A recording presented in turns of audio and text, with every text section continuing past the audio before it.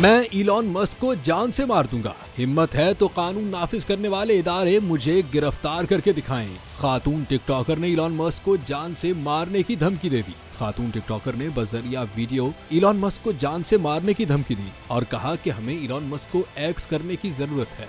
X से मेरी मुराद उसे कत्ल करने की है। खातून टिकटॉकर ने इसके साथ ही FBI को भी चैलेंज दिया है कि हिम्मत है तो मुझे गिरफ्तार करके दिखाएं। खातून टिकटॉकर ने सोशल मीडिया पर शेयर की गई वीडियो में ये दावा भी किया है कि FBI के पास तहकीकात का इतना अमला नहीं है कि वो मुझे तलाश करके गिरफ्तार कर सके। हुकाम ने मामले की तहकीकात का आगाज कर दिया है। ताहाल FBI या इलॉन मस्क की जानिब से कोई बाज़ाब्ता बयान सामने नहीं आया। ताहम माहिरीन का कहना है कि इस तरह के बयानात को साइबर क्राइम और दहशतगर्दी की धमकी के तौर पर लिया जा सकता है, जिस पर सख्त कानूनी कार्रवाई हो सकती है।